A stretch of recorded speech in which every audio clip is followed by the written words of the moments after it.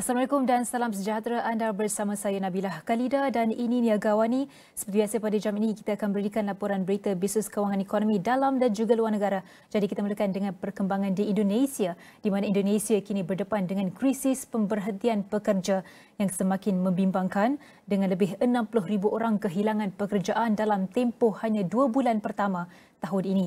Menurut Parti Buruh dan Konfederasi Pekerja Indonesia KSPI, lebih 50 syarikat di seluruh negara telah melaksanakan langkah pemotongan pekerja termasuk beberapa syarikat besar dalam industri tekstil dan pembuatan.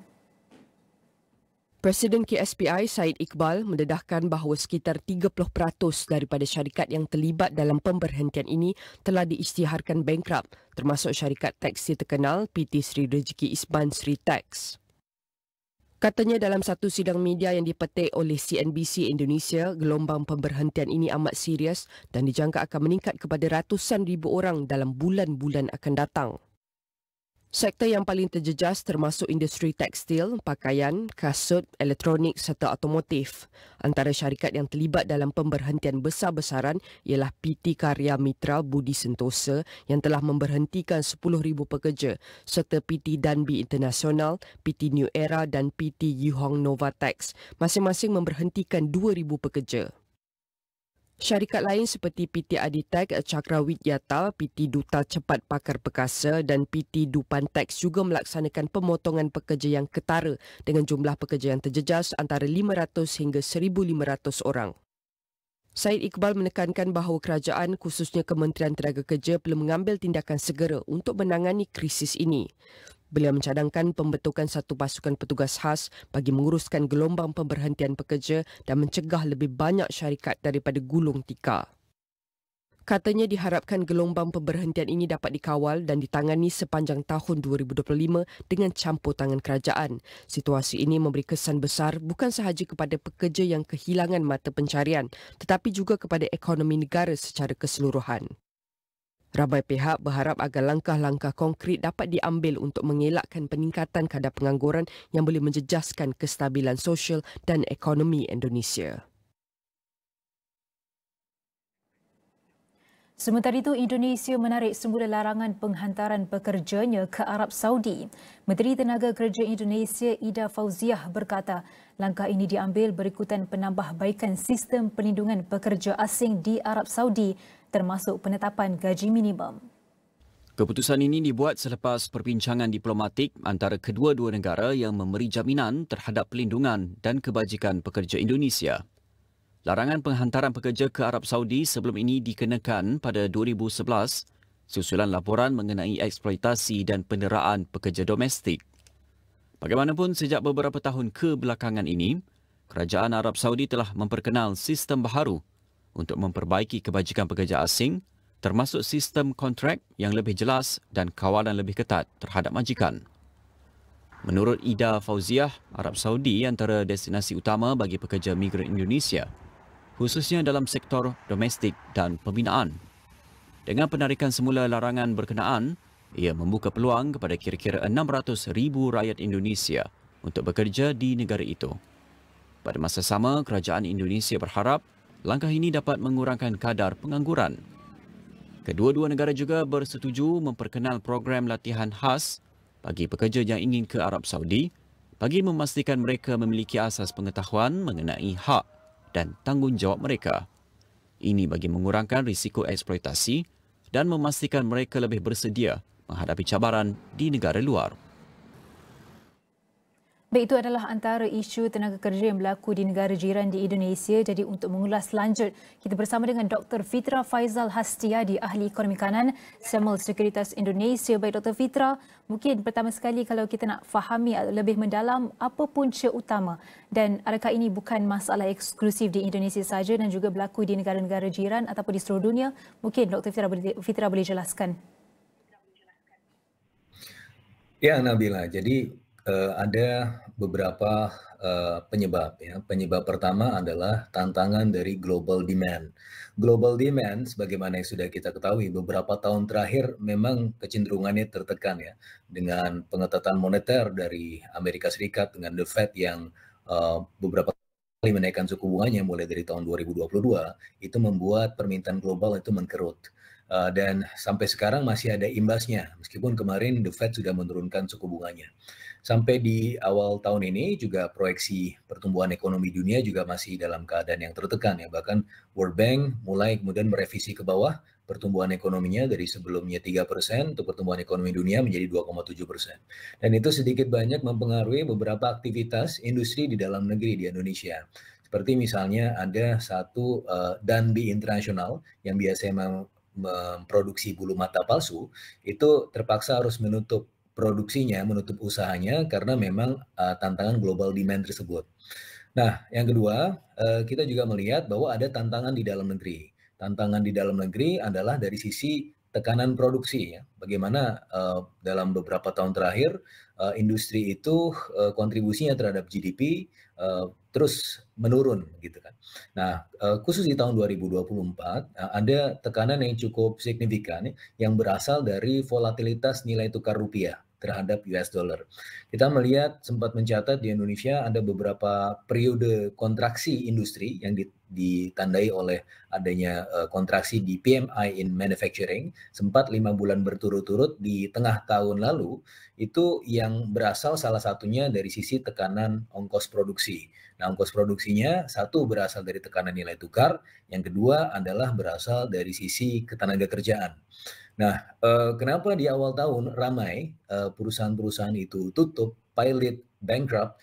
Karena salah satunya adalah ya mereka tidak mampu lagi untuk meng-endure tahun ini ya untuk beroperasi ya, sehingga diputuskanlah awal tahun untuk kemudian mereka menutup operasinya ya tanpa memperpanjang kemungkinan produksinya di tahun ini.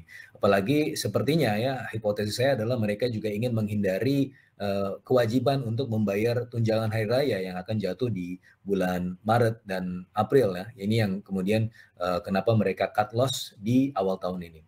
Awal tahun 2025. Jadi dari 60.000 pekerja yang di PHK, itu 10.000 berasal salah satunya dari perusahaan tekstil terbesar di Indonesia, yaitu Sritex. Nah, Sritex ini juga sudah mengalami pilot atau bankrupt karena sudah di-file oleh beberapa kreditur ya, jadi para pemberi utang itu sudah kemudian memberikan tuntutan kepada Sritex karena Sritex ini industri tekstil di Indonesia ini tidak mampu untuk membayar utangnya. Nah, permasalahannya kenapa ya, terutama dari sisi industri tekstil, kenapa di Indonesia selalu dalam tekanan?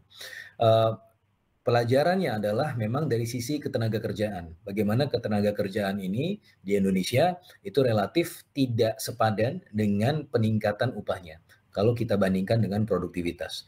Bahkan tren ini sudah mulai terjadi semenjak tahun 2007. Dilihat dari sisi datanya.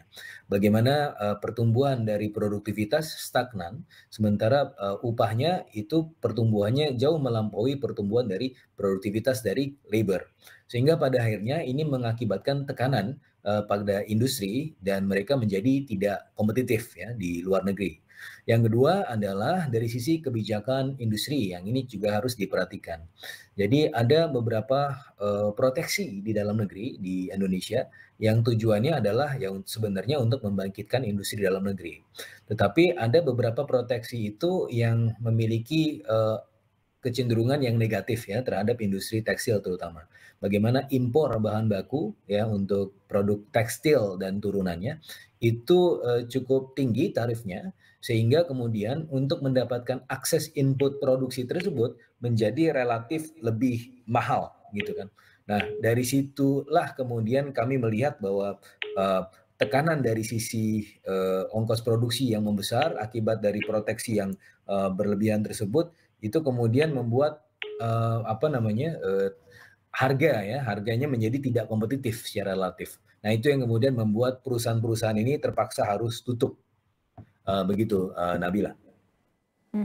Baik, seperti yang Doktor kata tadi, pada waktu ini adalah berkenaan dengan peningkatan demand di peringkat global dan juga Amerika Syarikat yang menaikkan kadar faedah mereka yang memberi tekanan kepada bukan sahaja di Indonesia tapi malah dirasai juga di ekonomi Malaysia. Dan antara yang disebutkan juga oleh Dr. Fitra adalah berkenaan dengan produktiviti pekerja di Indonesia ataupun tenaga buruh di Indonesia yang lebih rendah berbanding dengan kenaikan gaji dan upah mereka, dan ini mungkin meningkatkan juga ataupun melemahkan persaingan di sana yang kalau kita lihat yang beri impak kepada terutamanya pada produk ataupun sektor tekstil lah. Kalau kita kata nak raya ni, industri tekstil itu adalah industri yang paling kita orang kata paling menjadi tumpuan, dan itu akan kita bertanyakan kembali kepada Dr. Fitra. Mungkin dengan semua faktor-faktor tadi, Doktor, adakah saya boleh sifatkan sebagai daya saing syarikat di Indonesia semakin sengit ataupun sebenarnya makin melemah, Doktor?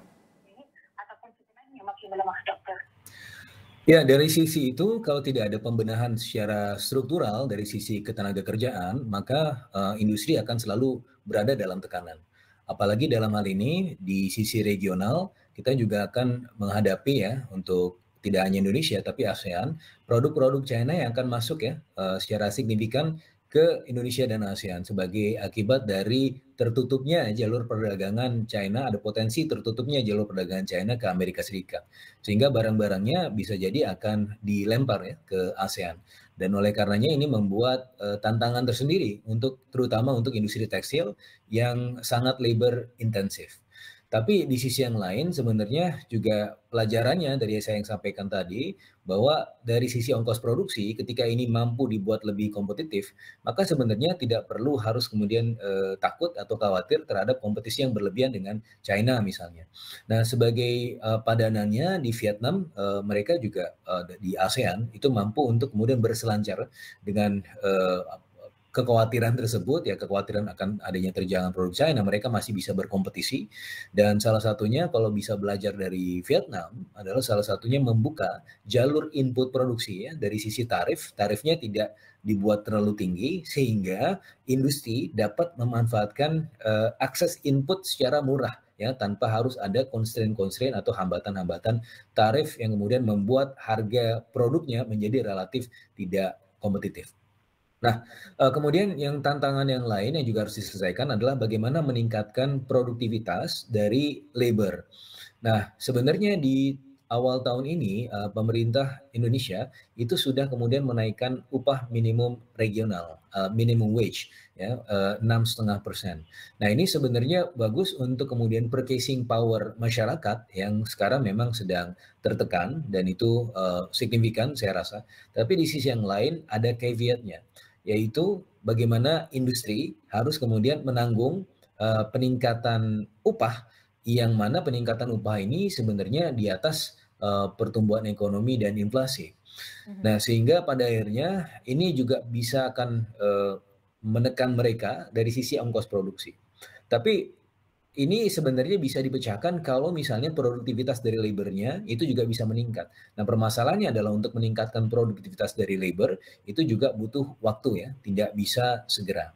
Nah, sebenarnya ada hal yang lain yang bisa dilakukan oleh pemerintah Indonesia, yaitu memberikan stimulus ya, fiscal stimulus terutama untuk industri ya, terutama industri yang memiliki target ekspor. Sehingga kemudian mereka memiliki semacam keleluasan, ada cushion dari dalam negeri, sehingga kemudian mereka bisa berproduksi menjadi lebih cost efficient karena sebagian dari ongkosnya bisa ditanggung oleh pemerintah. Nah, ini beberapa hal yang mungkin bisa menjadi solusi di jangka pendek sembari memenuhi target peningkatan produktivitas tenaga kerja ya di jangka menengah dan panjang. Nabilah. Ya, dan di waktu kegawatan ini, Doktor, adalah kita mahu menilai dari segi kepimpinan Prabowo. Jadi adakah dasar yang mungkin kepimpinan Prabowo berkenal untuk segera atasi isu ini? Mungkin apakah antara strategi ataupun untuk mitigasi isu-isu ini, adakah beliau akan menekankan kepada keutamaan kepada syarikat tempatan dalam membangunkan sektor industri strategik, ataupun beliau akan beralih kepada dasar liberasi pelaburan yang akan terus menjadi keutamaan Prabowo sendiri? Ya, ada beberapa hal yang dilakukan oleh Presiden Prabowo. Yang pertama adalah berkomunikasi tripartit tidak hanya dengan para pekerja, tetapi juga para pengusaha, yang mana tentunya menyerap aspirasi para pengusaha untuk kemudian bisa membuat pengusaha ini leluasa untuk melakukan aktivitas ekonomi sepanjang tahun 2025 yang tentunya penuh tekanan.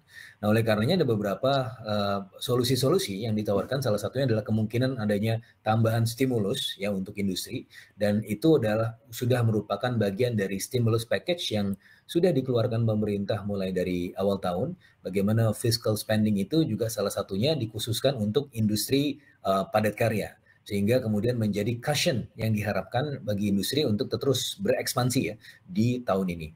Yang kedua juga sebagaimana Nabilah sampaikan tadi, bagaimana peran foreign direct investment itu menjadi penting sekali, dan itu menjadi agenda Presiden Prabowo semenjak 100 hari pertamanya beliau berkunjung ke 30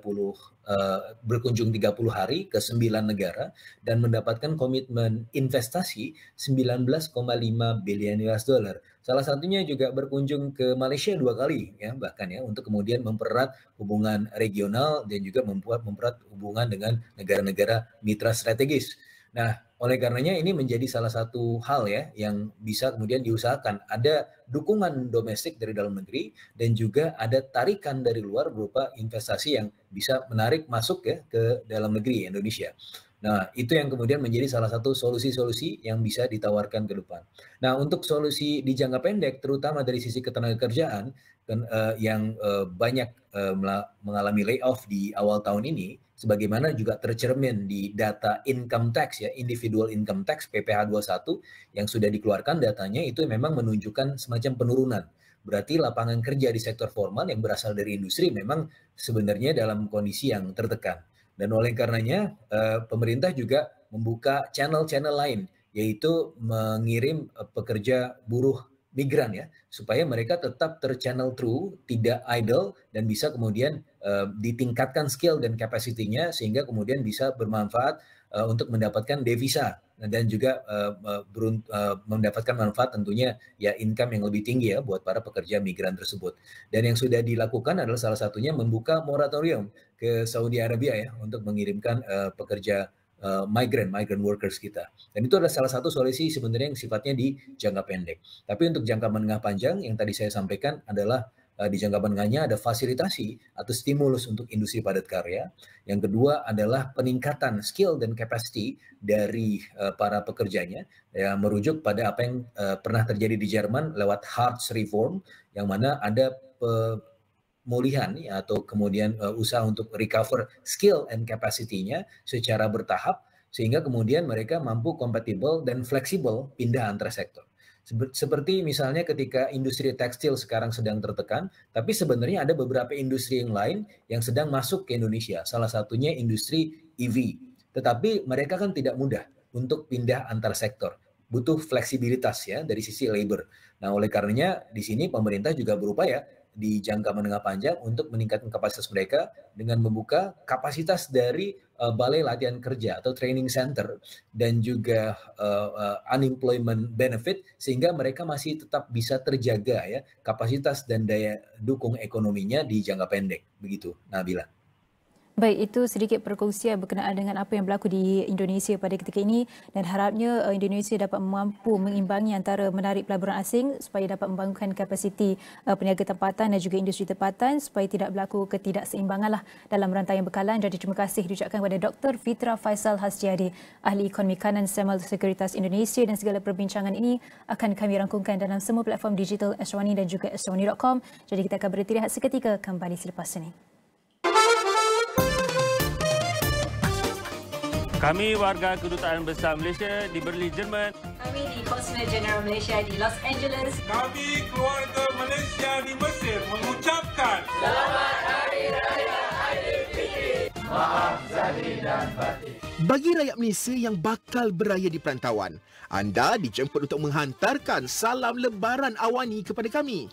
Rakamkan ucapan anda dalam format video horizontal atau melintang dalam tempoh sekitar 30 saat ke 1 minit. Muat naik ke perkhidmatan cloud seperti Google Drive, Kongsikan link ucapan anda kepada email lebaranawani@astro.com.my beserta maklumat nama dan lokasi anda. Hantar ucapan anda sebelum 23 Mac 2025. Ucapan anda akan dikongsikan di platform Astro Awani pada Syawal ini.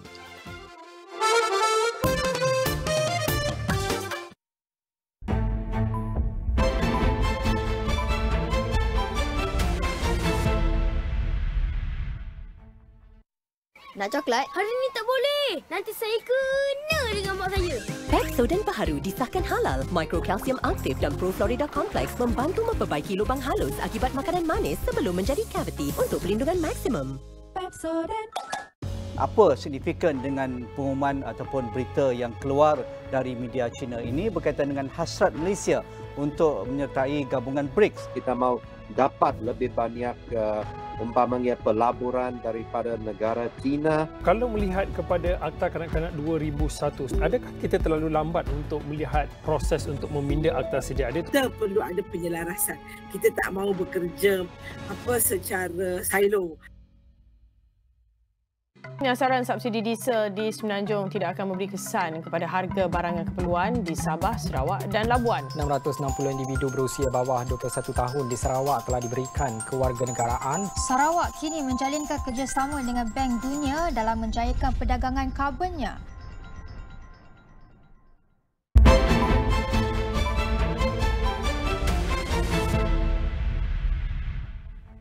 Bertemu kembali. Pelabur asing mengekalkan pandangan lemah terhadap ekuiti Asia apabila terus mencatatkan jualan bersih untuk minggu ketiga berturut-turut. Ia selepas aliran keluar yang berketara berjumlah 6.73 bilion dolar Amerika direkodkan kecuali Filipina dengan pelabur tempatan membantu Bursa Malaysia meredakan impak daripada aliran keluar pasaran yang lebih luas. Membetik laporan MIDF Amanah Investment Bank Berhad dalam laporan aliran dana bertajuk Tit for Tat US Tarif Sparks Global Retaliation, satu-satunya negara yang mencatatkan aliran masuk asing bersih ialah Filipina, manakala pasaran serantau lain terus mencatatkan aliran keluar.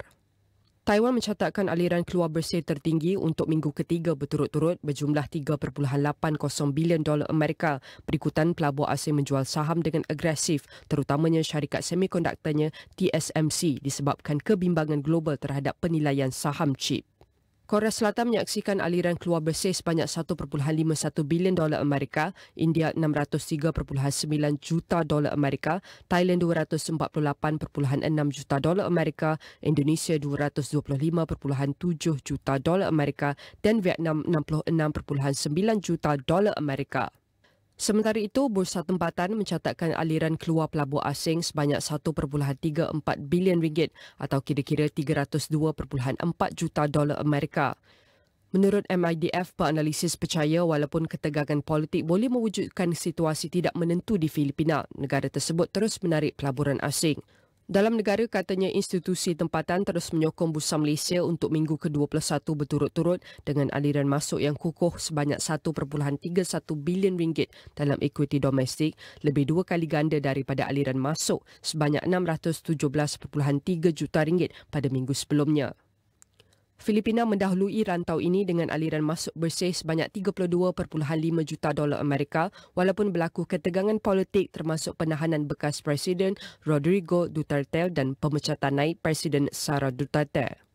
Bagaimanapun, untuk kembali kepada trajektori pertumbuhan sebelum pandemik, Filipina perlu mencapai pertumbuhan keluaran dalam negara kasar KDNK tahunan 9.0% hingga 9.5% sehingga 2028, jauh lebih tinggi daripada sasaran kerajaan 6.0% hingga 8.0%. Di Korea Selatan, sentimen pelabur kekal lemah berikutan Jabatan Tenaga Amerika Syarikat mengklasifikasikan sebagai negara sensitif mencetuskan kebimbangan mengenai risiko geopolitik manakala India terus mencatatkan aliran keluar asing berikutan turun naik ekonomi dan perdagangan. Thailand turut mengalami pengeluaran asing untuk minggu ketiga berturut-turut berikutan kerajaan meningkatkan langkah-langkah rangsangan ekonomi termasuk program pemberian tunai berjumlah 4.4 bilion dolar Amerika menyasarkan golongan muda untuk meningkatkan perbelanjaan domestik. Indonesia pula mencatatkan aliran keluar bersih berikutan kerajaan mengekalkan unjuran defisit belanjawan 2025 pada 2.53% daripada KDNK walaupun terdapat penurunan sebanyak 30% dalam hasil cukai pada awal 2025.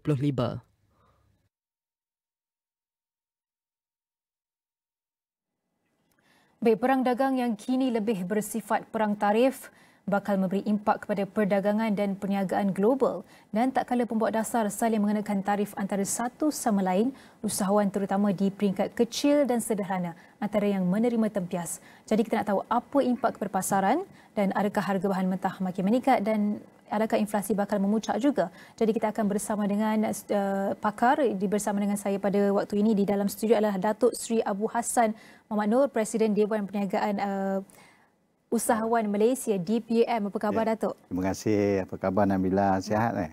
Sihat. Baik, Alhamdulillah. Terima Selamat kasih. berpuasa. Selamat berpuasa. Ya, kita dah tengah-tengah bulan puasa ni. Dan kita juga akan berbincang mengenai dengan perang dagang lah dan menghampiri raya ni. Boleh. Kita nak tahulah dengan perang dagang, bagaimana sejauh mana perang dagang ni memberi impak kepada usahawan di seluruh Malaysia. Sebab kita tahu ini adalah selalunya bulan puasa ni orang usahawan ni buat duit. Double, triple mungkin. Jadi bagaimana dengan perang dagang ni memberi impak sebenarnya, Datuk? Okay. Terima kasih AWANI Niaga menjemput saya dan juga terima kasih Nabilah. Rata-rata dah tahu dah 80% adalah PKS dan IKS di Malaysia. Dan ini adalah keluarga besar. Jadi kita bila Dewan Perniagaan ni ditubuhkan untuk apa, Nabilah? Jadi Dewan Perniagaan ni untuk kita memberikan suatu dorongan. Kita berikan satu platform kepada usahawan yang kecil ni, yang sederhana, yang dah boleh terus ke besar lah, maknanya pergi ke global. Ini Dewan Perniagaan. Jadi kalau rata-rata dah bagi tahu bulan Ramadan ni adalah kata orang tu harga, kan? Harga terutama sekali daripada segi makanan, minuman. Ini kadang-kadang barang mentah.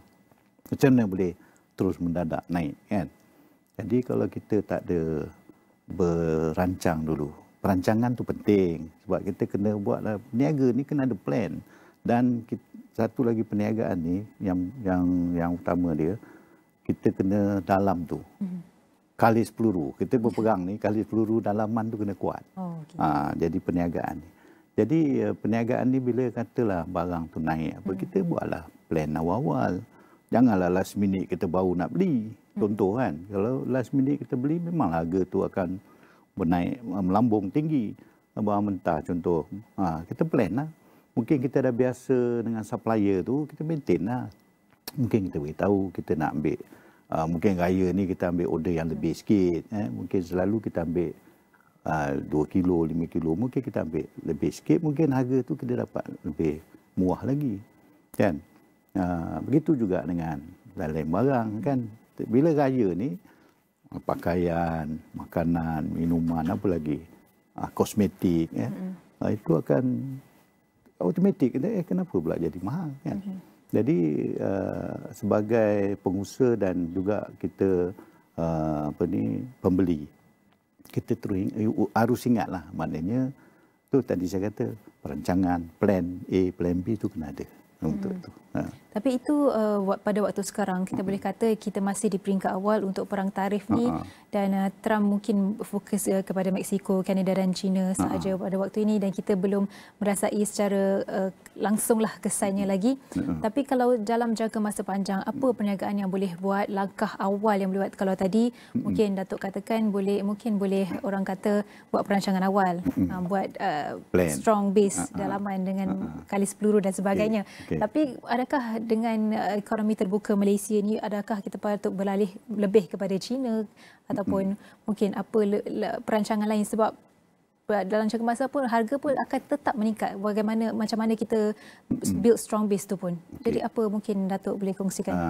Yalah, macam kita dah latih dah usahawan kita. Kalau siapa yang menjadi ahli usahawan, kita dah latih dia orang ni. Bagaimana kita nak mengatasi dalam dunia perniagaan, contoh dia. Itu sebab Dewan Usahawan ni kita tubuh untuk apa, kan? Untuk kita melatihkan ramai lagi usahawan yang berjaya. Jadi katalah di contoh dia, kita dah biasa ke China, kita dah biasa ke Indonesia dan negara-negara luar. Jadi mungkin kita boleh pesanan tu direct kepada China, tapi barang tu akan dapat lebih murah. Ya? Kita dah tahu daripada segi apa saja produk yang melibatkan hari raya, contoh dia, atau bulan Ramadan, puasa, kita nak berniaga, nak apa kan. Jadi inilah tempat-tempat yang orang tumpu untuk mendapatkan produk ataupun direct import, bawa ke Malaysia, dan kita akan menjual ataupun berniaga dengan lebih, kata orang tu, tidaklah melampaui yang kita membeli. Sebagai pembeli ni kata, kata online sekarang ni, kenapa boleh jadi, itu beza kan, Shopee dengan ni boleh dapat murah dengan ni. Itu beza dia. Sebab apa? Kita direct dengan bekal. Itu yang kita selalu sarankan kepada usahawan kita lah, terutamanya di bawah Dewan ini. Ya. Tapi dengan sekarang langkah kerajaan untuk mengurang ataupun merasionalisasikan subsidi bersasar itu, adakah ini memberikan kesan yang lebih buruk, ataupun dengan adanya perang tarif pada ketika ini, adakah kerajaan perlu merangka satu dasar baharu ataupun mungkin merombak semula keputusan mereka untuk membuat keputusan baru berkenaan dengan subsidi itu? Nah, itu ialah kerja-kerja orang politik. Kata orang mencaturkan. Yeah. Kita sebagai rakyat marhain dan juga ni kita akan macam Dewan ni pun kita boleh mencadangkan.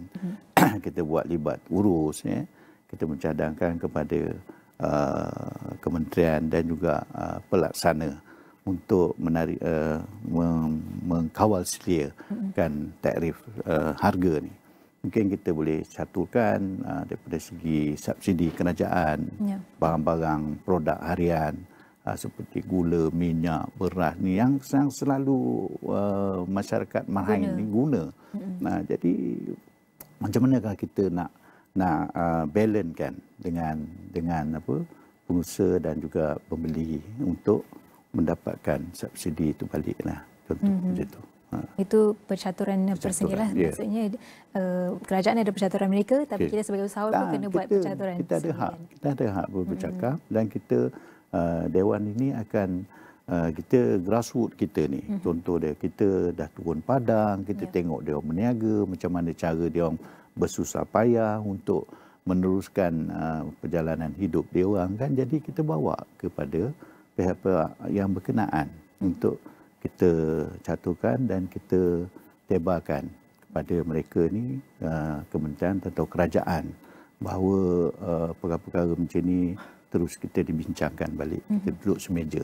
Tapi Datuk, kalau kita tengok setengah negara ada mengambil pendekatan ataupun langkah protectionism, kita panggil satu langkah sebagai melindungi negara sendirilah dari segi industri tempatan secara khususnya. Jadi pada pendapat Datuk, adakah Malaysia perlu lakukan langkah yang sama untuk melindungi peniaga-peniaga tempatan, ataupun kalau langkah ini hanya akan memburukkan ekonomi negara? Ya, Nabilah pun tahu Malaysia ni penduduk berapa juta aja. 33 juta contohlah, itu termasuk apa bangsa-bangsa lain kan. Tapi yang dunia ni dah ada yang berapa 300 juta Indonesia. China ada 1.4 bilion. Dia boleh kontrol, dia boleh jaga kan. Jadi kita dah tahu dah. Maknanya walaupun negara kita ni segelintir yang kata orang tu ekonomi dia turun naik, biasalah dunia. Maknanya minyak perlu dunia. Kalau nak ikutkan Singapura, Thailand, kalau minyak pun mahal. Malaysia ni bersyukur jugalah, baru berapa ringgit je, naik sikit dah tu kan. Tetapi kalau saya pergi di Thailand, minyak lagi mahal. Lagi kata orang tu Singapura pun sama, dekat China pun samalah kan. Jadi Malaysia ni masih lagi lah, kita macam mana pun berbalik kepada tak boleh lawan lah, maknanya tempat yang kita lahir kan. Macam mana pun bersyukur kita menjadi rakyat Malaysia. Maknanya harga tu masih boleh dikontrol lagi. Maknanya daripada segi minyak, daripada segi subsidi, kerajaan pun bagi himpunan kata bajet belanjawan yang kata 1 bilion 100 juta Jadi yang ini pun kita bersyukur sebab pemerintah kita ni masih memandang masyarakat Manahan, terutama sekali usahawan dan penjaja kecil kita ni. Tapi secara realitinya, Datuk, ada tak usahawan di bawah DPUM yang ada membuat aduan lah ataupun menceritakan kisah perniagaan diorang macam Datuk, harga naik dan sebagainya. Mungkin apa antara rintihan-rintihan ataupun luahan-luahan usahawan yang boleh Datuk kongsikan apabila ada perang dagang ni? Saya macam ni lah. Dewan ni macam kira satu tempat, platform untuk dia mengadu. Maknanya Dewan ni ditubuhkan, macam saya ni kadang-kadang jadi bapa dia orang jugalah. Apa tentang masalah yang dihadapi, masalah apa tu. Kadang-kadang dia orang tanya saya lah, saya menjadi ahli ni tentu, ahli usahawan ni, apa benefit saya dapat? Itu soalan cupu mas lah, selalu dia orang tanya. Jadi benefit yang dia dapat, dia orang takkan cerita. Tetapi yang tak dapat, dia orang akan bercerita, kan? Tak puas hati lah. Tapi apabila kita dah lentur dia orang daripada setahun, 2 tahun, ada berbelas tahun menjadi ahli kita, dia dah faham dah. Jadi onak duri, dulu dia selalu bertongkat. Kalau tak ada tongkat dia tu, saya tak boleh berniaga, Datuk. Saya kena ada bajet, saya kena ada grant, saya ada kena ini. Tapi apabila kita dah lentur, dah kita latih, dia orang dah tahu dah. Dia boleh terbang sendiri dah. Macam tu. Jadi pengaduan tu tetap ada. Macam kalau kita buka kaunter lah untuk pengadu ni. Kaunter aduan. Kaunter aduan. Memang penuh.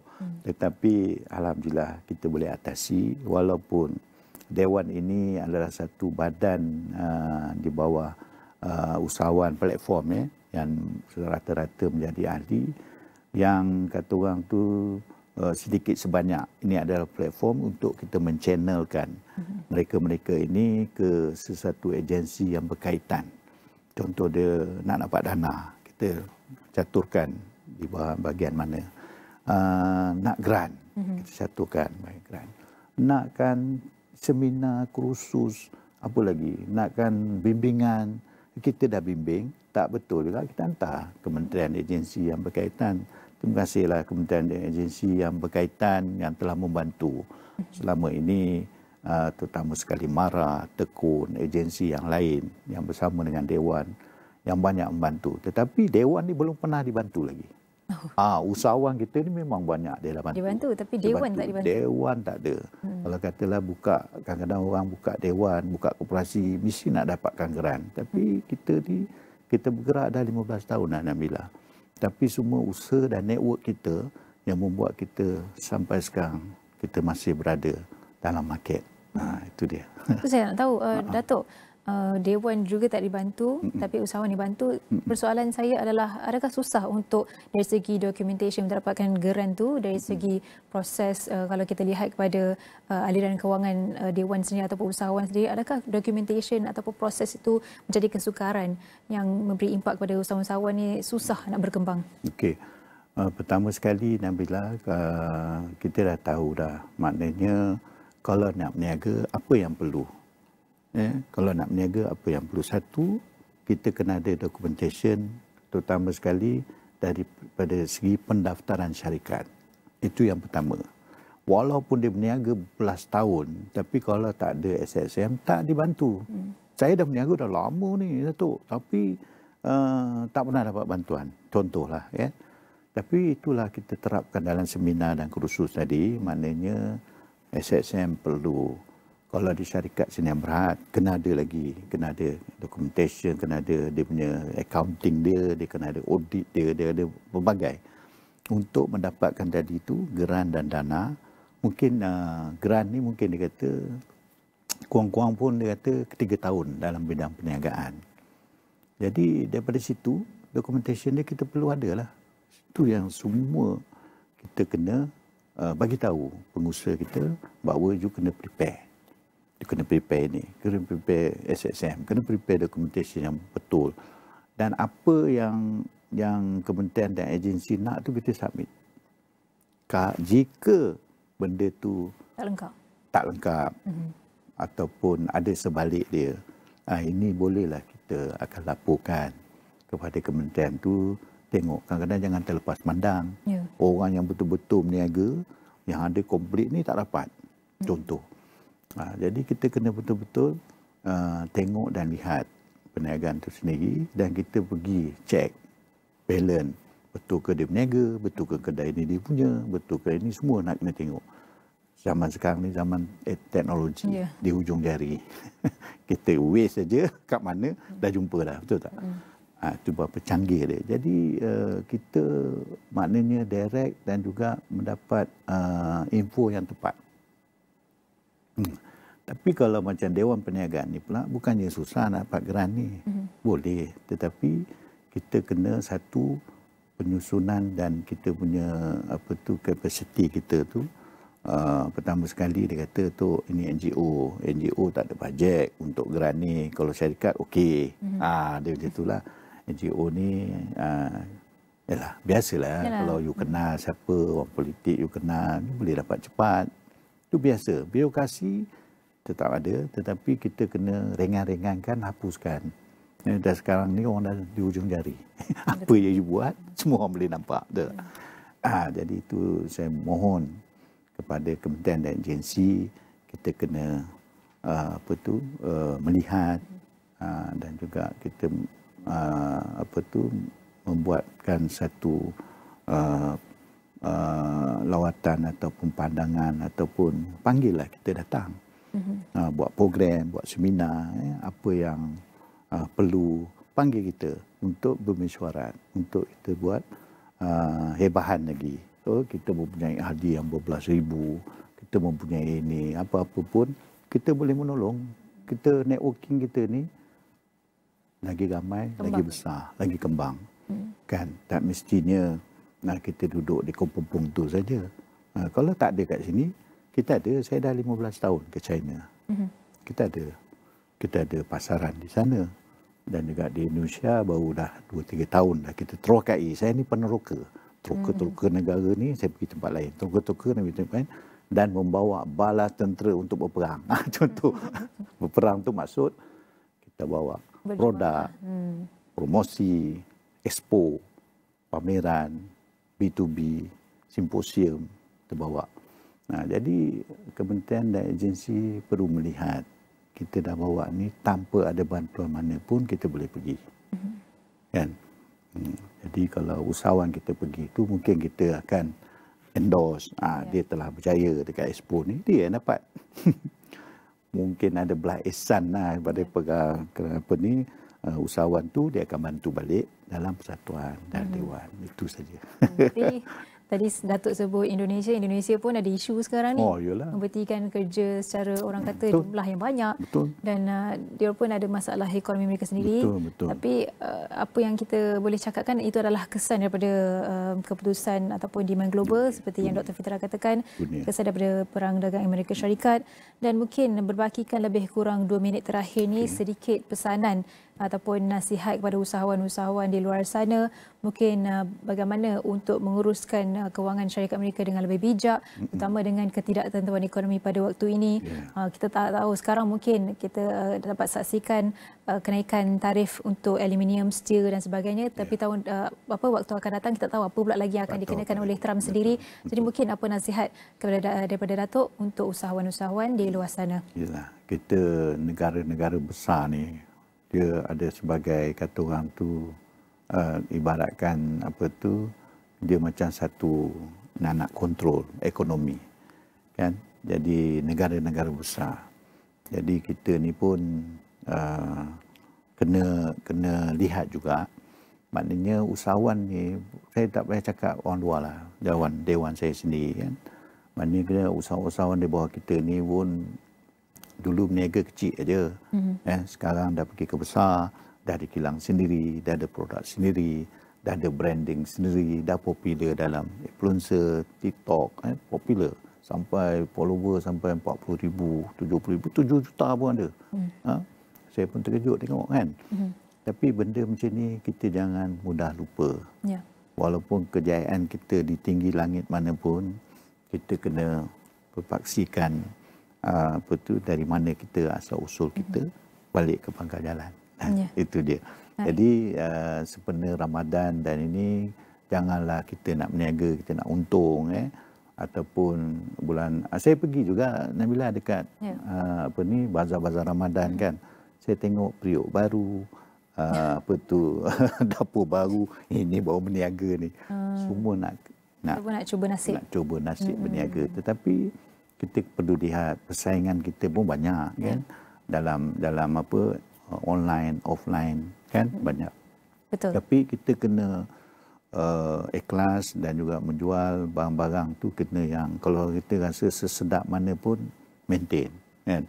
Jangan kita nakkan kau untung, kita menjual je kan. Kata orang tu mi goreng tu nampak dia sedap tapi rasa dengan tu kan. Tapi yang penting Datuk, semakin kita ikut resmi padi lah, semakin tinggi semakin tunduk. Semakin berjaya, semakin humble. Itu adalah pesanan ringkas daripada Datuk Seri Abu Hassan Muhammad Nur, Presiden Dewan Perniagaan Usahawan Malaysia DPUM atas perkongsian itu tadi. Jadi saya rasa itu sahaja yang dapat kami kongsikan waktu ini. Banyak lagi perkongsian selepas ini akan bersama dengan Ibrahim Sani. Jadi kita berhenti lihat seketika, kembali selepas ini.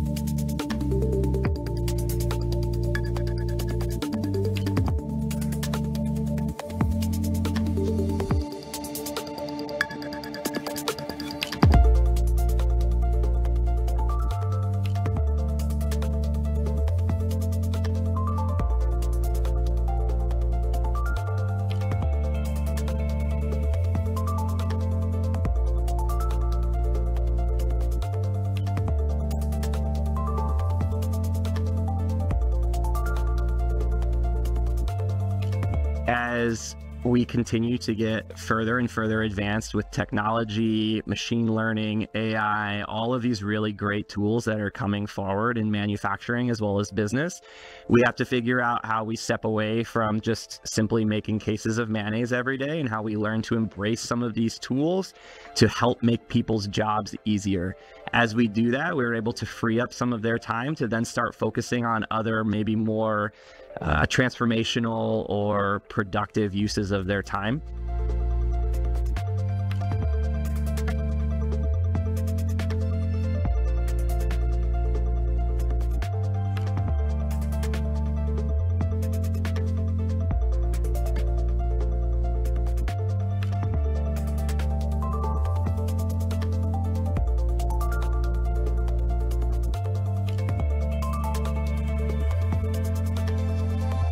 We also now are able to see what's going on in another sections of the factory.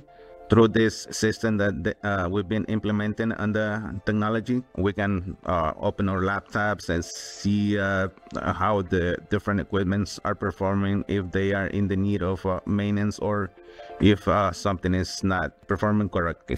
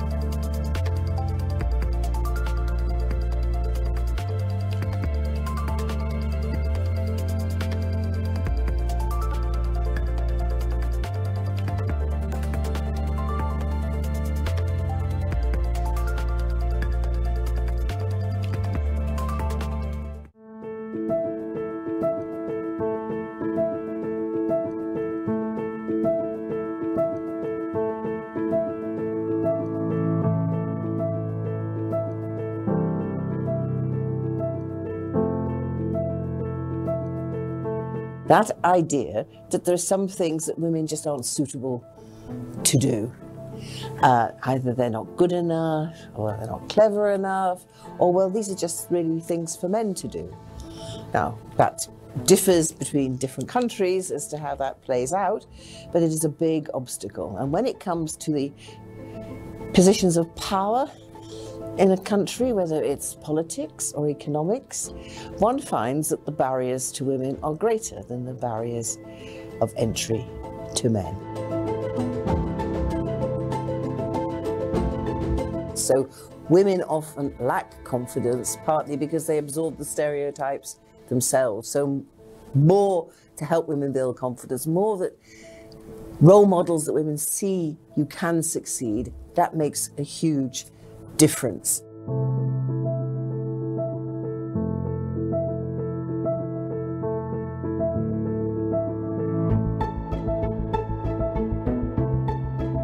"97 countries have actual laws which make it more difficult for women to access finance. Those laws could be changed.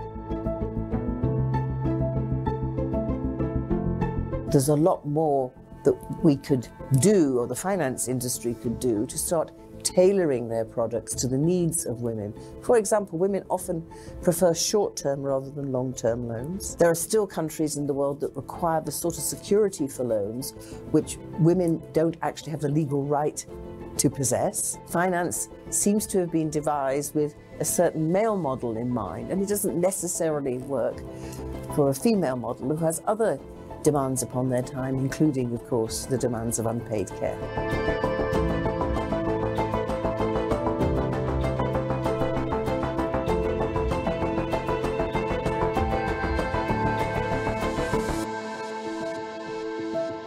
I mean, I'm not saying men and boys don't do some care, but the difference is clear. So more that we can do to help sustain women by providing good childcare, by providing good and safe elder care. These things make a difference. These are things that both corporations and governments can certainly help upon. The foundation was set up to help women entrepreneurs in low and middle income countries to set up, sustain and grow their businesses, to be drivers of development in their country and to be able to make their own choices.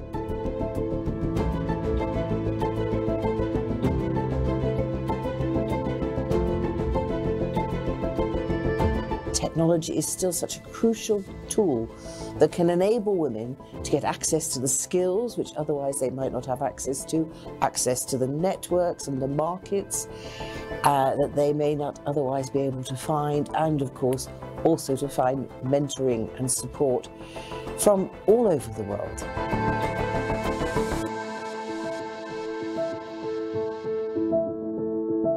Time and time again, we see that if we look at is it worthwhile investing in women, we find that women do invest more back, not only back into the businesses, but back into the families, back into the community. The intergenerational and community benefits from supporting women business owners is clear.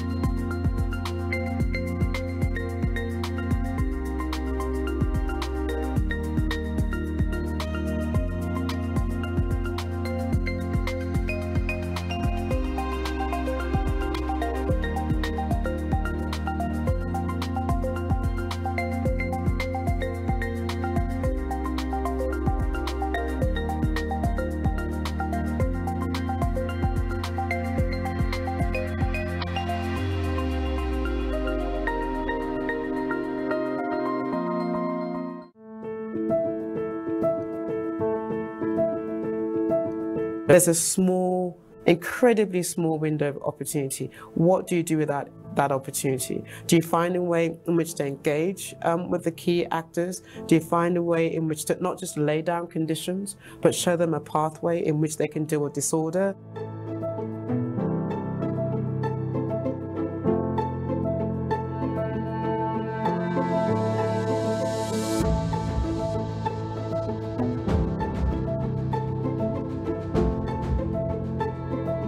I think one of the key changes is that it's increasingly competitive. Traditionally, you'd have gone to the West, and the West was seen as the sort of the guardians of international peace and security, shaping the international law, shaping crisis management tools. But now, in every region you look, in every conflict you're looking at, it's not just one institution and one or two diplomats and envoys, a multitude of envoys, multitude of mediation centers. I don't subscribe to the view that the US is on decline or the West is on decline, but its influence is increasingly limited. There are others who have leverage, who have pressures, and who have financial heft to shape conflicts as well.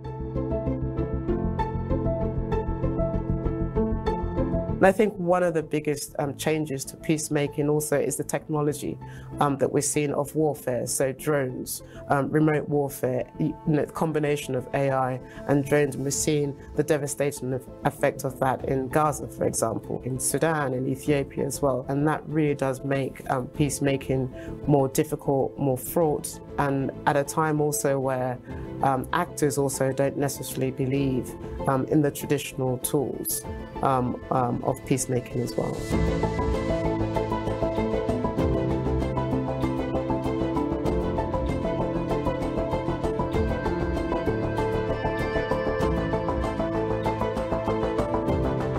But increasingly, it's very hard to find good examples of early warning and early action and preventative diplomacy, because in the end, most actors spend more time reacting to these crises rather than preventing these crises.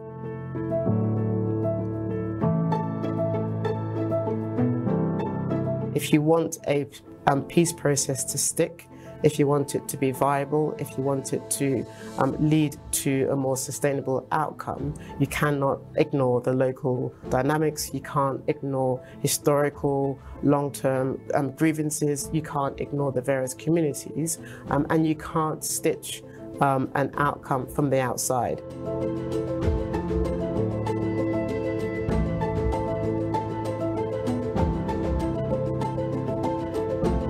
We are watching refugee displacement, people displaced from Somalia, for example, from South Sudan due to floods and droughts. If you look across the Sahel, Nigeria, into Kenya, as a result of tensions, as a result of climate and diversification, you're seeing a competition now for resource over land use between farmers and herders. But this is transnational, this is universal, this is existential, and we have to plan for tomorrow. And I think a lot of people who are focused on climate security, that is the message, plan now for the future. And it's partly why we've invested our time in trying to look at that link between climate, security, displacement, and conflict as well.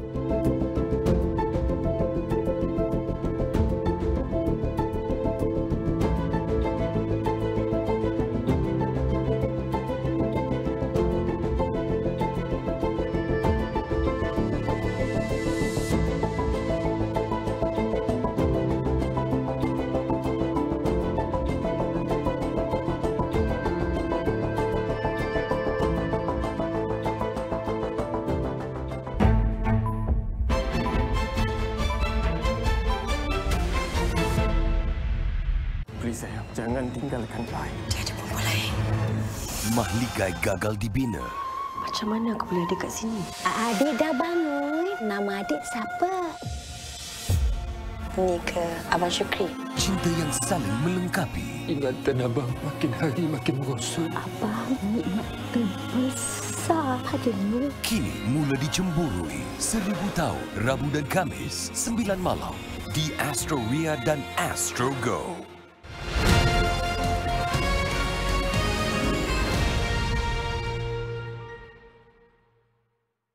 Thanks for joining us. This is The Economy. My name is Ibrahim Sani. As usual, we're at the environment of where we want to have the conversation. Currently, I'm at the offices of Lee Shamuddin Allen Gladhill. And of course, joining me on the show is a long-time friend of mine, Datuk Nitin Nadkarni, the consultant at Lee Shamuddin Allen Gladhill. Datuk, thank you very much for taking the time to speak with us.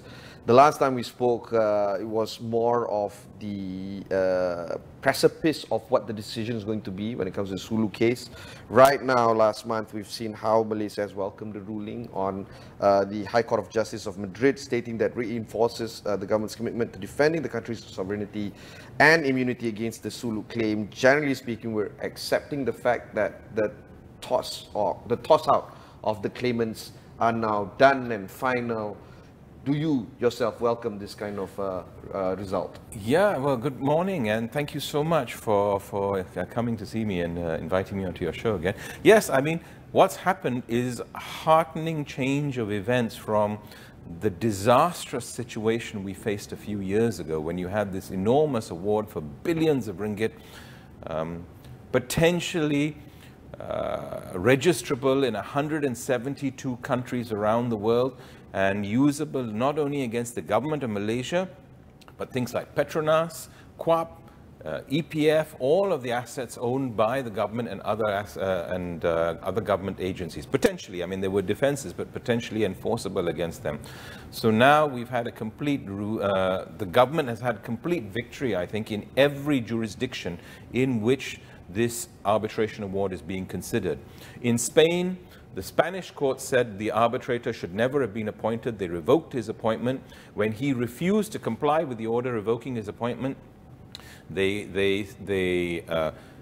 basically sentenced the arbitrator to prison for contempt of court for going ahead with the arbitration. And they revoked then in France, the arbitrator made a two-step decision. First, he ruled that he had jurisdiction. Then the Spanish courts had said, look, you cannot proceed with this arbitration because Malaysia wasn't properly notified of these proceedings. He then moved to Spain, he moved from Spain to France. The award on jurisdiction was registered in France. He said, France recognizes, I don't care what Spain does, I'm going to give my final award in France. The French courts have now held that there never was jurisdiction because they're saying there wasn't a valid arbitration agreement. So they've set aside, at the behest of the Malaysian government, they've set aside the preliminary award on jurisdiction. And obviously, if there never was an arbitration agreement, it just is a matter of time before they set aside the final award as well, and say that since there wasn't an arbitration agreement, there is no arbitration award. The Dutch courts have also set aside the attempt to register the award, saying that, look, the Spanish court, which appointed this arbitrator, revoked his appointment. He had no business going and giving a final award.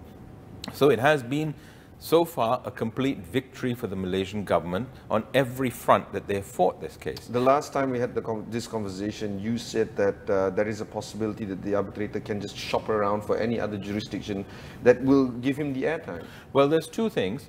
One is the arbitrator can't. He's going to prison. And a jolly good thing that is too, because I think it'll send a message to other arbitrators not to behave in this manner. I can tell you that in the arbitration world, every conference I went to, when this case was brought up, all the arbitrators, all the councils, senior councils, were always shocked at this award and always said, this is going to be set aside. There is something inherently wrong with this. But the point is, even though the French courts have declared this, even though the Spanish courts, the Dutch courts have said this, there is a general principle in some jurisdictions that they don't care what other courts have said about an award. So the award itself, that document, that piece of paper, can still be taken to other countries where perhaps they have a different view of these matters. Not European countries, because the European judgments now, in EU all apply. Not common law countries, because common law countries would never even have recognized there as being an arbitration agreement in the first place. But other countries, I don't know, maybe in Central Africa, Central Asia, South America, we don't know how these things will be recognized. We don't even know how this award would be recognized in the Philippines. Bear in mind that as far as the Philippines is concerned, Sabah, they have a claim to sovereignty over Sabah. So we don't even know how they would recognize this arbitration award.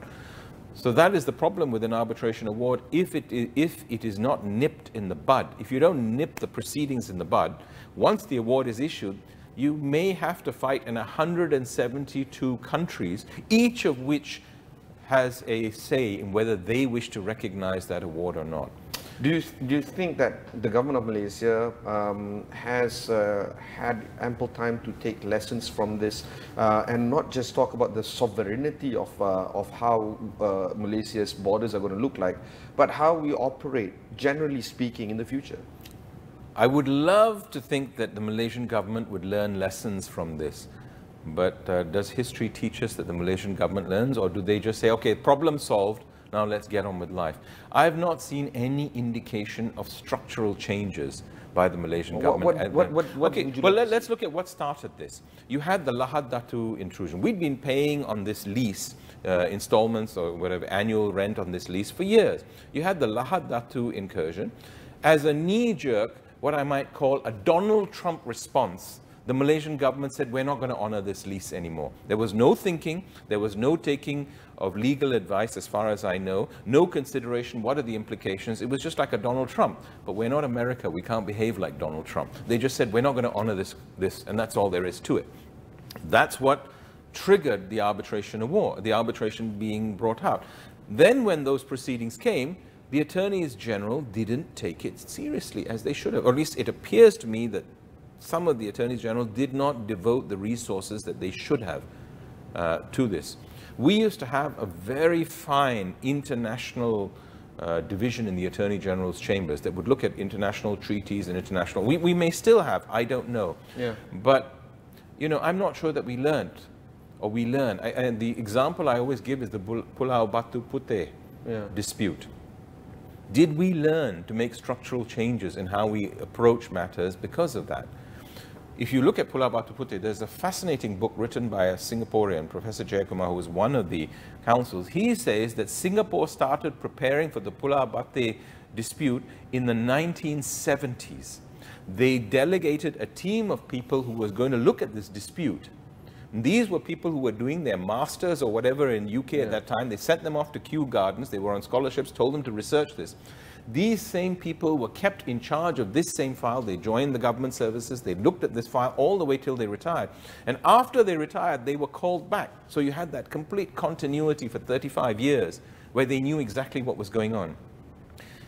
I don't know, but I suspect in Malaysia, we just kept changing the people, and each person who came in had to learn from scratch, and you lose something in the process. Yeah, you don't have institutional memory. You don't have the institutional memory. You have the paperwork, but that's not quite the same thing. Again, with this, as I say, if we'd learned from Pulau Batu Putih, then we would have applied those lessons to the Sulu thing. We wouldn't have made a Trumpian knee-jerk reaction as to thing. We would have considered the matter, looked at the background, and what are the possible implications. What about the roles, the law minister role, the separation of prosecutor with the AG? Does these things work? Okay, you're now moving to a different question. In theory, one should separate the Attorney General from the public prosecutor. I think absolutely one should. The public prosecutor, the theory, the legal theory would be as a civil servant. The Attorney General would then be the advisor to the government. The DPP would be a civil servant, independent, and who would not be subject to any political pressure and would make decisions without fear or favor. These are all nice phrases, but you can't. But it depends on an understanding that you must appoint the right people, and more than that, it requires an understanding from the powers that be when to restrain themselves from exercising power. A lot of the powers of civil servants and judges, these are weak divisions. They really are. If you look at it institutionally, they have no power. Their power comes from self-restraint. Even in the most developed of countries like the US, and I come back to US because it's such a good example, where you have such a strong separation of powers. But Donald Trump can and has replaced the attorney generals, replaced prosecutors, and he's putting in place people who answer to him, even in such a developed, mature democracy. He's not exercising self-restraint.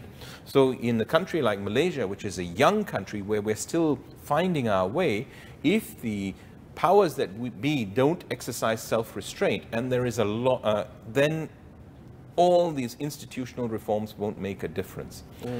Have the powers that be exercise self-restraint? Our first 3 prime ministers were all lawyers. All of them understood these constitutional principles. It's well known that they all exercise self-restraint. Civil servants, heads of departments, attorneys general were very powerful. If they said this is the position, it applied. I am not convinced that the subsequent prime ministers acted in that way. Maybe from the best of intentions. I mean, our 4th prime minister wanted to get things done. He wasn't interested in why I can't do things. It was get it done. I want to move the country forward. And that was a laudable aim, and we see the progress in the country. But in that process, something was lost, I think. The concept that you need to empower and exercise some self-restraint when you are dealing with institutions of justice. You cannot deal with institutions of justice, whether it be the courts or the prosecutors, in the same way as you might deal with a civil servant in the Ministry of Finance or a civil servant in the JKR. You know, there must be a difference in the way you treat them. And that, I'm afraid that none of our subsequent leaders, we've only had one subsequent prime minister who was a lawyer, and that's Ismail Sabri. But of course, there are other issues about that now. And to be fair, he was only prime minister for a very short time. There was no question of institutionalizing these kinds of framework. And then, of course, we have to look into how the country is being governed today. And there's a lot of conversations into how income is going to be looked at very differently, how we get income, how we manage our funds, how we derive revenue from the various institutions that exist today. Do you feel that we are on the right track when it comes to how government gets revenue for the nation? Okay, let's take a step back. In Tun Dr. Mahathir's time, in some ways he had it easy, because Petronas, our oil revenues and oil-related revenues were so huge that they amounted to half almost the government's budget. So there was free money, durian runtuh, that finance the government. Today, we don't have that. Our demands on the public purse have increased, salaries have increased, we want to spend more money on other things. Meantime, petroleum revenues have decreased. Somewhere that shortfall has to be made up. I think I've said this once before in your program, GST was part of the solution. But for political reasons, it's now gone, unfortunately. We are one of the few countries in the world that doesn't have a value-added tax. So that money has to come from somewhere else. And where is it going to come from? And this is a problem.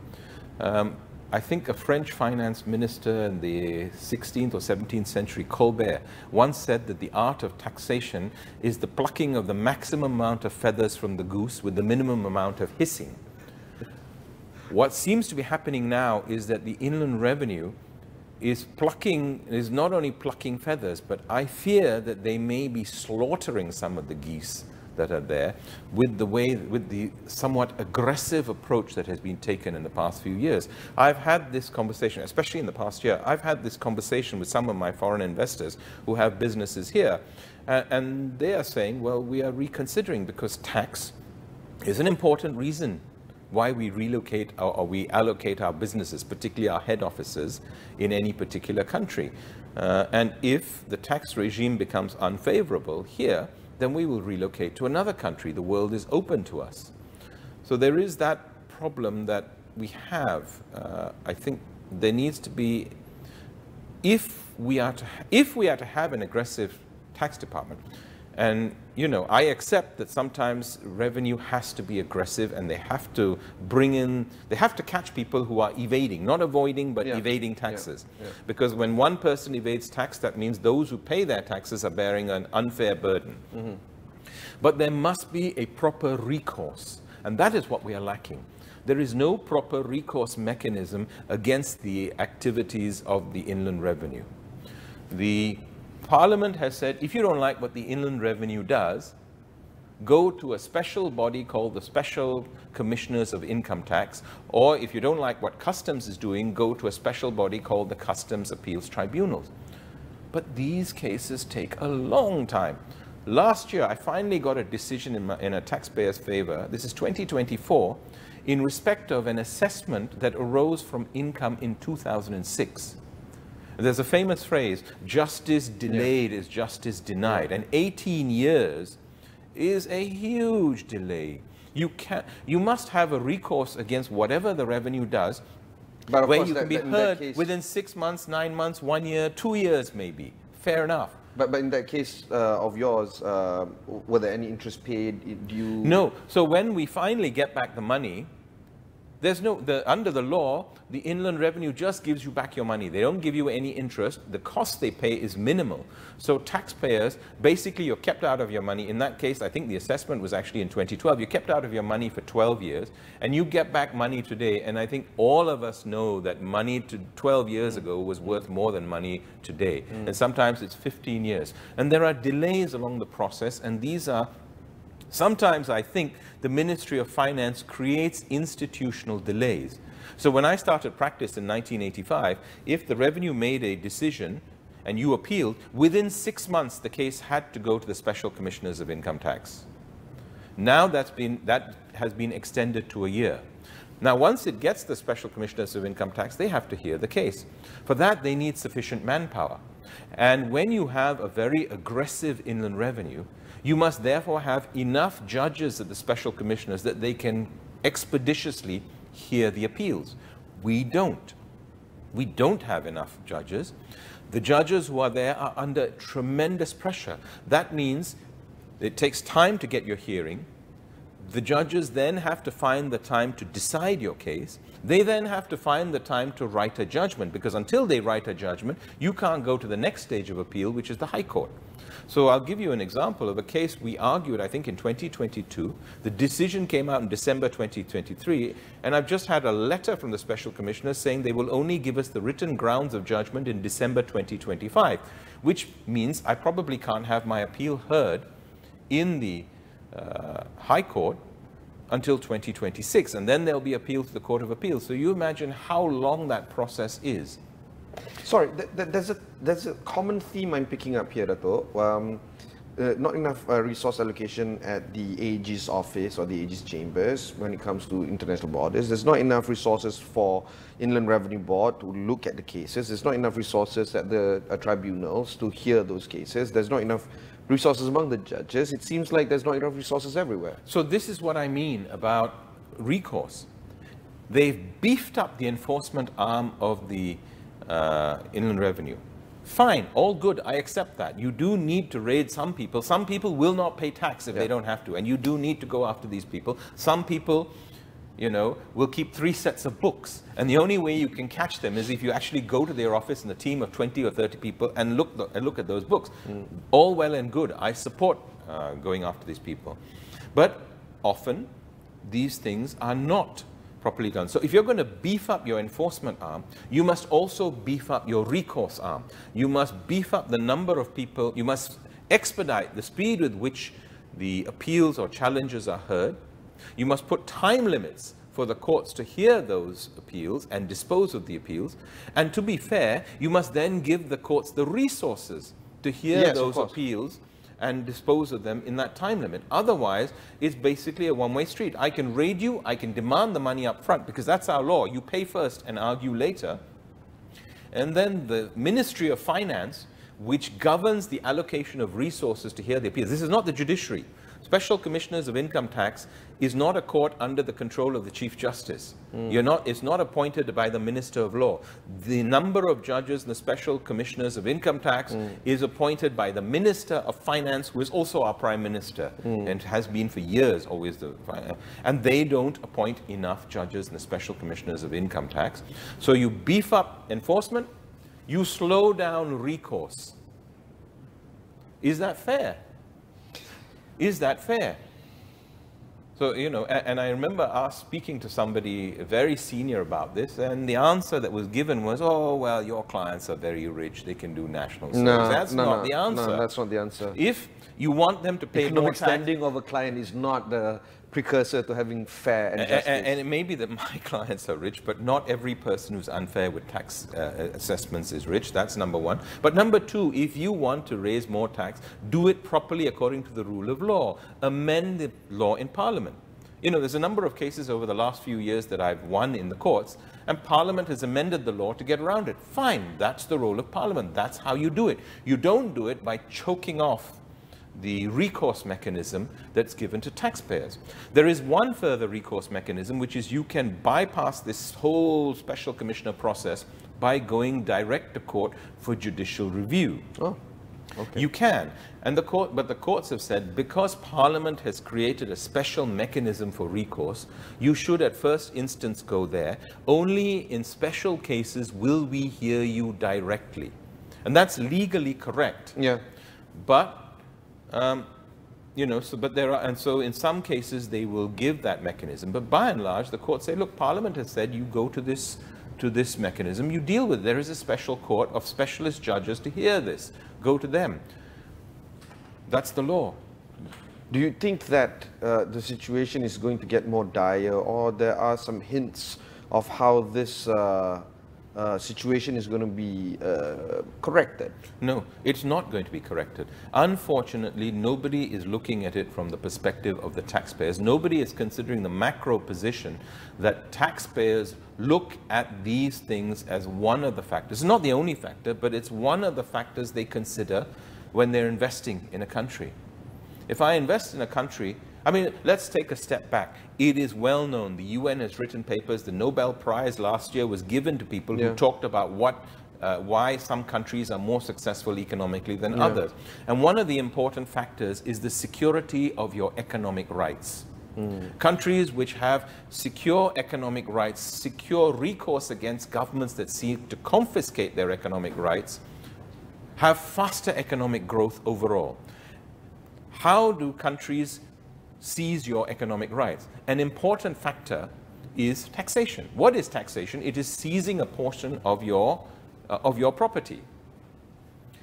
That's fine that you do this to finance things, that's all well and good, but you must have a proper recourse mechanism to challenge an unfair seizure. So if the government tries to acquire my land, I can go to the High Court, I can get a hearing quickly on that. If the government wants to seize my car, I can go to the High Court, I can get a hearing, or I can go to court. But if the government tries to take tax from me, seize my money for tax, I've got to wait 10, 15, 20 years to get my recourse. That cannot be right, and much needs to be done. But there isn't really a recognition of the need to beef up the recourse mechanisms for taxpayers.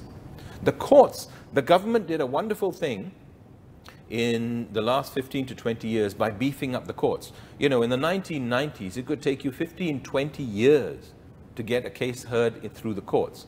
Tun Zaki came in as our Chief Justice, was it in 2008, 2009, and said, this is rubbish. A case should be disposed of within 9 months. If we're going to have proper access to justice, you must dispose of the case within 9 months. And to be fair to the Prime Ministers at that time and the Ministers of Finance, they allocated the resources to the courts so that cases could be disposed of. Okay, maybe not within 9 months now, maybe we're a little slow, but we're talking within a year and a half. You have your hearing, you have your decision. That's fair, and that's fast by international standards, very fast by international standards. We're amongst the fastest courts in the world in Malaysia. We're, you know, and each of the Chief Justices since then has pushed that. You're speaking past tense right now. You're speaking past tense. It's like, no, but the current Chief Justice also has done wonders. They have by digitalizing the courts, the current Chief Justice has also expedited these processes. We have one of the most digitalized court systems in the world. So when you had lockdown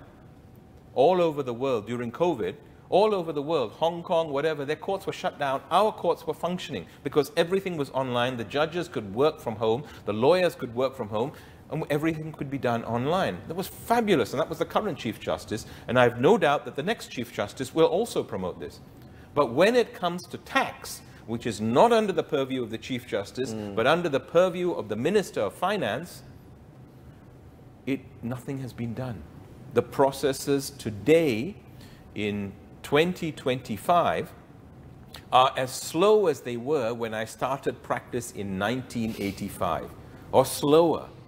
In 40 years, we have done nothing to improve the delivery system of justice in the tax, in challenges to tax. the Ministry of International Trade and Industry keeps on saying that we're getting this much billions coming in, approved FDIs.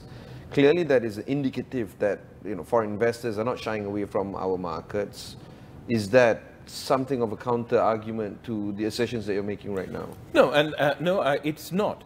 That's a counter argument for specific sectors. These people are coming in because they're given specific incentives to come in. So that is industries that is being driven by MITI. But are we satisfied merely to have sort of a top-down economy where the Ministry of Finance says, I want $1 billion in investment in data centers, and so I'm going to give an incentive for that? Or do we want organic growth? Do we want people to come in, not because the ministry targets them and says, come in and I give you a special incentive, but people say the environment here is so good that I want to come into this country. I'm knocking on the doors, both foreign investors, but secondly, even Malaysian investors say, I'm going to stay in Malaysia because it's so good here. I don't have to go to Singapore, Vietnam, or wherever else. Everything works here like magic. And that's what we want. There is really no reason. I don't think that the failure of the delivery systems in respect of tax, challenges to tax, is an act of commission. Yeah. I think it's an act of omission. Nobody thinks about it, so nobody does anything about it. It's not that they've deliberately set out to stymie taxpayers. It's simply that they think, well, we passed this law. The law says you have this recourse, so it is done. I think, therefore it is, rather than I think, I have to act, and therefore it will be. So that's really where we are. Nobody's looking at this. Final comments, Dato', in terms of where do you think the political will is going to come from? Do you think that we need a political champion out of this? Do you think that people need to, politicians are only as responsive or as sensitive as the populace is? Do you feel that there is a need for us to create awareness amongst the people so that the politician can react towards the needs and wants of the people? How do you think this is going to be resolved? Well, this is always a big problem in every country. 90% of people in Malaysia don't pay tax. So they don't care about challenges to tax delivery systems. This is for the politicians to stop being politicians who respond merely to Trumpian politicians who respond merely to what people out there say, and move to the level of statesmen or stateswomen who think about what the country needs and put that in place. Stop being a Donald Trump, become a Lee Kuan Yew. Think about what is necessary. If you think about Singapore, they also had the same problems as us. In the 1990s, Singapore said, well, if we're going to progress and become a first world economy, we need to improve our justice system. We need to put grease in the wheels of the justice system. We need to allocate resources for all of these things. And they went right out and did it in every aspect of their justice system. In and of itself, that won't bring you foreign investment. Yeah, but it is one of the factors that improve. So really, if you have a Ministry of Finance, you have all the civil servants, thousands of them in the Ministry of Finance. Think about this. Think about the importance that if when you are plucking the goose's feathers, give him an avenue to hiss, rather than run away because he just says, this is not a country that is friendly. This is a country where the rule of law, right now we're in a situation where you could, with some stretching of the truth, say this is a country where the rule of law applies in everything except your right of recourse against tax assessments. I would end there, actually. That would be one way to end an interview. That was Dato' Nitin Karni, the consultant at Lee, Shamuddin, Allen and Gladhill. It's always a riveting conversation to be had. One thing that I will promise, if you would have me again, I would definitely have another conversation with you on many other topics as well. I'd love to. I'm now a consultant. That means I have more time. I don't have to just spout at the Kedai. I don't have to just spout at the Kedai Kopi Mamak. I can in the Kedai Mamak. I can spout on camera instead. Consultant is one way of saying semi-retired. That was Dato' Nitin. He is, of course, the consultant at Lee Shamuddin. If you've missed any part of this interview, or if you want to learn more about some of the past interviews, just head on to astrawani.com and search for Dato' Nitin. Till then, thanks very much for watching. Catch you in the next one. Thank you. Thank you. Thank you. Okay.